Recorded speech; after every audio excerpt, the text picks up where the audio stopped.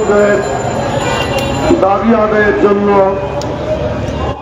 এই অবস্থান কর্মসূচির সম্মানিত সভাপতি, সম্মানিত কেন্দ্রীয় কমিটির নেতৃবৃন্দ, আজকের এই অনুষ্ঠানে উপস্থিত আছেন বাংলাদেশ জামাত ইসলামী কেন্দ্রীয় কর্মপরিষদ সদস্য, বাংলাদেশ ইসলামী ছাত্র শিবিরের সাবেক কেন্দ্রীয় সভাপতি, ঢাকা মহানগরী দক্ষিণের সংগ্রামী সেক্রেটারি জনাব ডক্টর শফিকুল ইসলাম মাসুদ, উপস্থিত আছেন বৃহত্তম ছাত্র সংগঠন বাংলাদেশ ইসলামী ছাত্র শিবিরের প্রিয় সেক্রেটারি জেনারেল জনাব নুরুল ইসলাম সাদ্দাম, অন্যান্য নেতৃবৃন্দ, উপস্থিত সাংবাদিক বন্ধুগণ, আমার সামনে উপবিষ্ট অভুক্ত আমাদের শ্রদ্ধেয় শিক্ষক মন্ডলী, আসসালামু আলাইকুম রহমতুল্লাহি ওয়া বারাকাতুহু। আল্লাহ তাআলার শুকরিয়া আদায় করছি, আলহামদুলিল্লাহ। আপনাদের এখানে আসার কথা আগে থাকলেও সফরের ব্যস্ততার কারণে আসতে পারি নাই।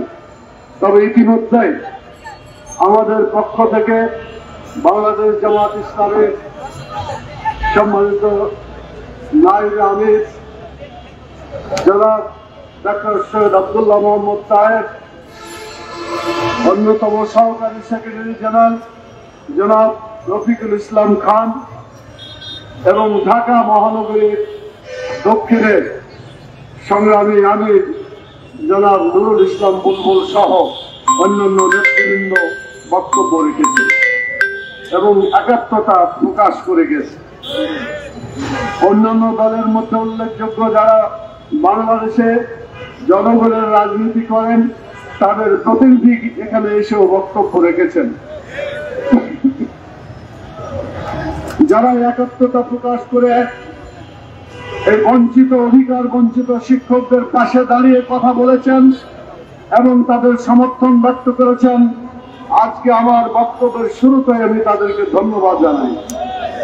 বাংলাদেশের রাজনৈতিক দলগুলো যদি ঐক্যবদ্ধভাবে কোনো দাবি উচ্চারণ করে এবং সেটা আদায়ের জন্য চেষ্টা করে, সেই দাবি বাস্তবায়িত হয়ে থাকে, এটাই ইতিহাসের বৈশিষ্ট্য বলে আমরা দেখেছি। এই জায়গায় কিছুদিন আগে আমরা ইবতেদায়ী মাদ্রাসার বঞ্চিত শিক্ষকদের ব্যাপারে বক্তব্য রেখেছিলাম। দীর্ঘ অবস্থানের পরে বর্তমান সরকার তাদের পক্ষ থেকে এসে ঘোষণা করে তাদের দাবিকে মেনে নিয়েছেন, আলহামদুলিল্লাহ।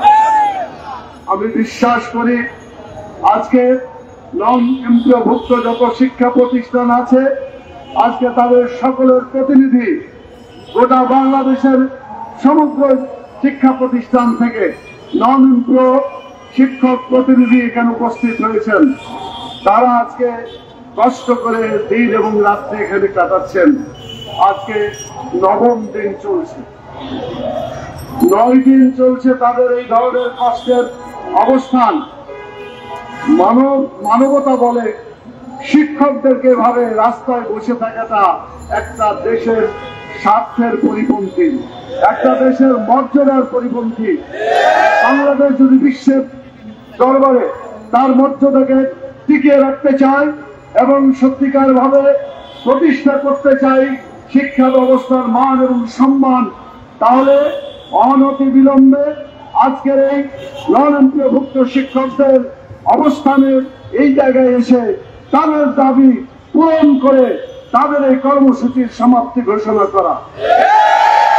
আমরা বর্তমান সরকার, প্রধান উপদেষ্টা সহ উপদেষ্টা সরকারের যারাই আছেন সকলের দৃষ্টি আকর্ষণ করে বলতে চাই, আপনারা লেখাপড়া করেছিলেন আপনাদের গ্রামের স্কুল কলেজ মাদ্রাসা ইত্যাদি জায়গা থেকে।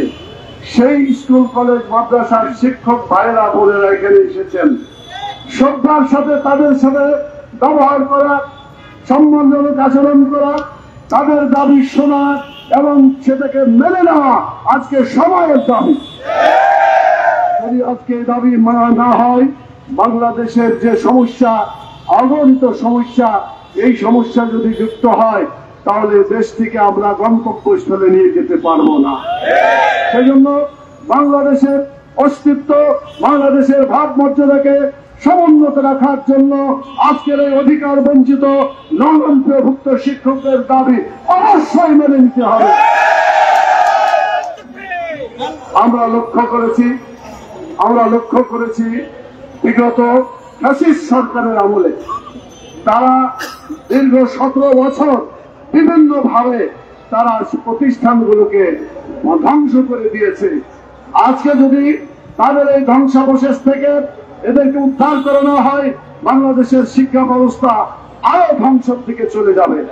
সেই জন্য বাংলাদেশের শিক্ষা ব্যবস্থাকে সুন্দর করার জন্য, শিক্ষকদের মর্যাদা ফিরিয়ে আনার জন্য আমাদের ছোট ছোট ছেলেমেয়েরা বিভিন্ন জায়গায় যে স্কুল কলেজ মাদ্রাসায় লেখাপড়া করে সেই সমস্ত ছাত্রদের শিক্ষা জীবন একটা ব্যাহত হবে এবং তাদের শিক্ষা জীবন ব্যাহত হওয়ার ফলে আগামী দেশের জেনারেশন সত্যিকার ভাবে গড়ে উঠতে পারবে না। সেই জন্য সরকারকে এটা বুঝতে হবে। আমি 3টা প্রস্তাব দিতে চাই।